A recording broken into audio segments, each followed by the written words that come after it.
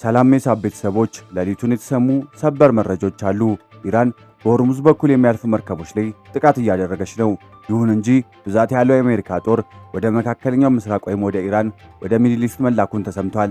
በዚህ 53ኛ ቀን ባስቆጠረው ጦርነት እስካሁን በአሜሪካ ወታደሮች የደረሰው ጉዳትም ይፋ ሆኗል። ምን ያክል ሰው ላይ ጉዳት ደረሰ? አብረን የምንመለከተው ይሆናል። ይህና ሌሊቱን በሙሉ የተሰሙ መረጃዎችን ይዘንላችሁ ቀርበናል። ሰላም የሳብ ኒውስ ቤተሰቦች፣ ቻናላችንን በሚያዝያ ወር አንድ ሰብስክራይበር የማስገባት እቅድ ይዘናል። እርሶም ይህን ቻሌንጃችንን እንዲቀላቀሉ በአክብሮት ጠየቅናችሁ።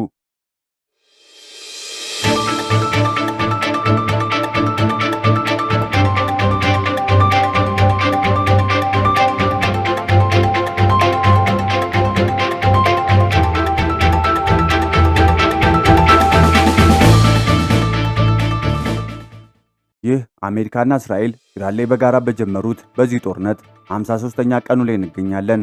አሁንም ለሰላምና ለድርድር ቦታ ያላቸው አይመስሉም። ጦርነቱ ዛሬ ላይ በአጭር ቀናት የሚያበቃም አይመስልም። እንደውም ወደ ሙሉ ጦርነት የሚቀየር ይመስላል። የአሜሪካው መሪ ዶናልድ ትራምፕ ምንም እንኳ በኢራን ውስጥ የመንግስት ለውጥ እንዳመጡ ቢናገርም የኢራን የባህር ኃይልን ጨምሮ አየር ኃይሉን ሙሉ ለሙሉ አስወግጃለሁ ቢሉም ኢራን ግን በቀላሉ እጅ እንደማትሰጥ ለዓለም ሕዝብ እያስመሰከረች ነው። ኢራን ቶስካ የተባለው መርከቧ በአሜሪካ አምስተኛ የባህር ኃይል ከተያዘባት በኋላ በተደጋጋሚ እንዲለቀቅ፣ ያ ካልሆነ ግን አጸፋዊ እርምጃ ልትወስድ እንደምትችል ተናግራ ነበር። ታዲያ በትላንትናው ዜናችን እንደተናገርነው የኢራን አብዮታዊ ዘብ 2 መርከቦችንና አንድ የግሪክ ባንዲራ የተሰቀለባት መርከብ ላይ ተኩስ መክፈቱን አሰምተናችሁ ነበር። በኢራን ተይዟል ከሚባሉ መርከቦች መካከል የመጀመሪያዋ ኤምሲ ፍራንቺስካ ናት። በፓናማ ሰንደቅ ዓላማ የምትጓዘው ይህች መርከብ ወደ ሰርጦ ከመጠጋቷ በፊት ሲግናሏን አጥፍታ የነበረ ቢሆንም ትናንትና ጠዋት በኢራን የባህር ዳርቻ በኩል ዳግም ታይታለች። ሌላው ኢፓማንዶስ በላይቤሪያ የሰንደቅ ዓላማ የምትጓዘው እቺ የጭነት መርከብ ካለፈው ሚያዝያ 10 ጀምሮ ሲግናሏ ጠፍቶ የነበረ ቢሆንም ዛሬ ጠዋት በሆርሙዝ ሰርጥ በኩል ታይታለች። ሌላው የግሪክ መርከብ የሆነው ዩፎሪያ ሲግናሏን ሳታጠፋ በሰርጡ ያለፈች ሲሆን ዛሬ ጠዋት ፍጥነቷን በከፍተኛ ሁኔታ ቀንሳ ከቆየች በኋላ ዳግም ፍጥነቷን ጨምራ ጉዟን ቀጥላለች።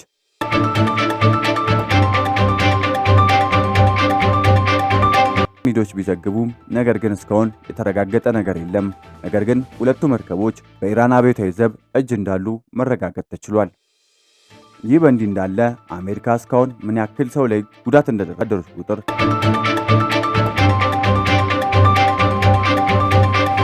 400 መድረሱን የተናገረው ሮብለት የወጣው የመከላከያ ጉዳትና ትንተና ስርዓት ዲፌንስ ካዡዋሊቲ አናሊሲስ ሲስተም አዲስ መረጃ እንደሚያመለክተው አሜሪካ ከኢራን ጋር እያደረገች ባለችውና ኦፕሬሽን ኢፒክ ፉሪ በሚል በሰየመችው ጦርነት እስካሁን 400 የወታደራዊ አገልግሎት አባላት ቆስለዋል። የጉዳቱን ስርጭት በየዘርፉ ስንመለከት ደግሞ የምድር ጦር 271 ቁስለኛ በመያዝ ከፍተኛ ቁጥር ያለው ኃይል የምድር ኃይል ሆኗል። የባህር ኃይል 64፣ የአየር ኃይል 46፣ የባህር እግረኛ ጦር 19።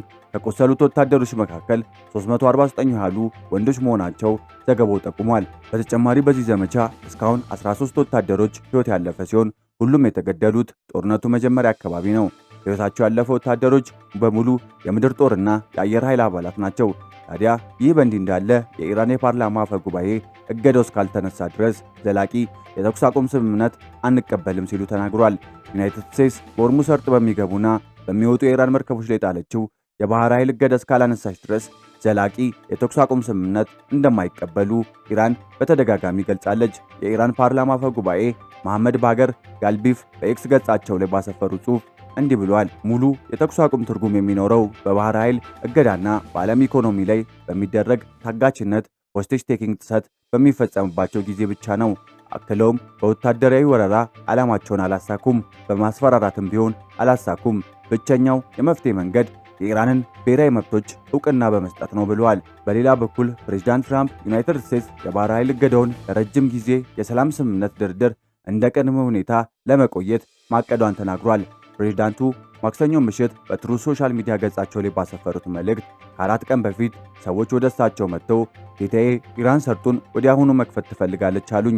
ነገር ግን ይህን ካደረጉ መሪዎቻቸውን ጨምሮ የተቀረውን የሀገሪቱ ክፍል ካላፈራረስን በስተቀር ከኢራን ጋር ድርድር በፍጹም ሊኖር አይችልም ብለዋል። ሌላው የትራምፕ የቅርብ ወዳጅ የሆኑት ሊንድሴ ግራሃም በኢራን መርከቦች ላይ የተጣለው እገዳ ዓለም አቀፋዊ ሊሆን ይችላል አሉ። የፕሬዝዳንት ትራምፕ የቅርብ ወዳጅ የሆኑት በደቡብ ካሮላይና ሴናተር ሊንድሴ ግራሃም የተኩስ አቁሙ ቢራዘምም አስተዳደሩ የባህር ላይ እገዳው በማስቀጠሉ አሞካሽቷል። ግራሃም በኤክስ ገጻቸው ላይ ባሰፈሩት ጽሑፍ እንዲህ ብለዋል። ይህ እገዳ ኢራን መንገዷን ለመቀየር ቁርጠኝነት እስክታሳይ ድረስ እንደሚቀጥል ብቻ ሳይሆን እገዳው እየሰፋ ሄዶ በቅርብ ዓለም አቀፋዊ ይሆናል ብዬ እጠብቃለሁ ሲሉ ተናግሯል።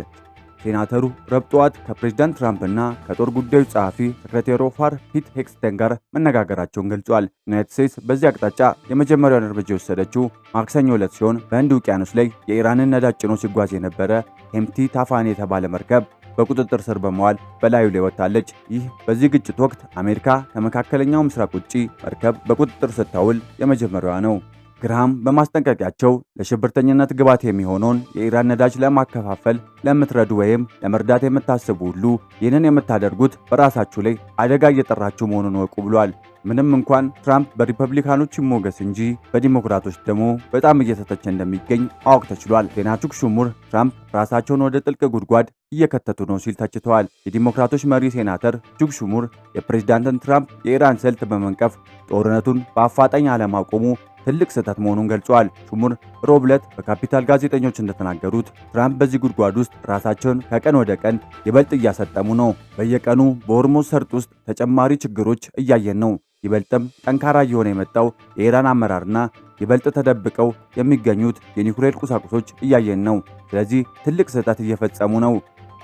ሹኩር አክለውም ፕሬዝዳንት ትራምፕ ተቀባይነት እየቀነሰ መምጣቱን ጠቅሰው በቅርብ በወጣ የኤፕ ኖርክ የህዝብ አስተያየት ጥናት መሰረት የትራምፕ ተቀባይነት 33 ከመቶ ብቻ መሆኑን ገልጿል። ይህ ተወዳጅነት የሌለውን ጦርነት አለማቆም ከበጀት ጉዳዮች በላይ ትልቁ ስህተት መሆኑን አመላክተዋል።